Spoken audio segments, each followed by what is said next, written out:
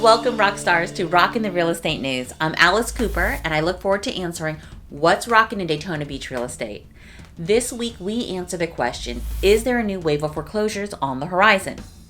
There's been a ton of buzz lately about the possibility of a new wave of foreclosures. Forbearance plans are coming to an end, and a lot of people are concerned that the housing market will experience something similar to what happened after the housing bubble 15 years ago. It's a valid concern, considering so many of us were impacted by the '08 crash. But here are a few reasons why that won't happen. First and foremost, there are fewer homeowners in trouble this time. After the '08 crash, about 9 million people lost their homes, either to a foreclosure, short sale, or simply gave it back to the bank. As stay-at-home orders were issued early last year, the fear was the pandemic would impact the housing industry in a similar way. Many people projected up to 30% of all mortgages would be in forbearance. But the reality is only 8% actually did, and that number is now down to only 2%.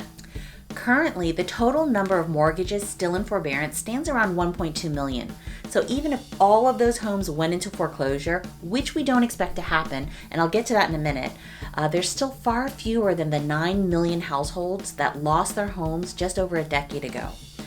Another major reason we don't expect to see a huge wave of foreclosures is because most of the mortgages currently in forbearance have enough equity in their homes to sell. As most of you know, home prices have been rising rapidly over the last couple of years, and last year homes increased at a value of almost 12% nationally, and right here locally, 17%. So out of the 1.2 million homeowners currently in forbearance, 93% have at least 10% equity in their homes. What is that 10% equity? Why is it important? Well, that 10% equity gives homeowners the ability to sell their homes and pay the fees associated with the cost of sale instead of taking the hit on their credit due to a foreclosure or a short sale. So do the math really quick, and that's about 1 million homes that simply can be sold rather than face foreclosure.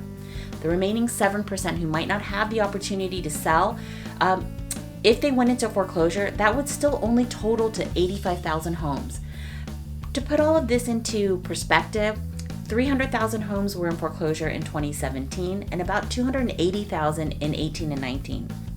So even calculating the worst case scenario, the number of foreclosures coming out of the forbearance program is nowhere near the number of foreclosures that impacted the housing crash 15 years ago. It's actually less than 1/3 of the entire 3 years prior to the pandemic. And the final reason we don't expect to see another housing crash is the current market can absorb those homes that might be coming to the market. When foreclosures hit the market back in '08, there was an oversupply of houses for sale. It's exactly the opposite today. In '08, there was over a 9-month supply, and today only a 3-month supply of homes. In other words, it's a matter of basic supply and demand. In today's market, supply is low and demand is high. Bottom line, Ivy Zelman, who is the founder of the major housing market and analytical firm, Zelman & Associates, was on point when she stated, "The likelihood of us having a foreclosure crisis again is about 0%. And that's good news for all of us.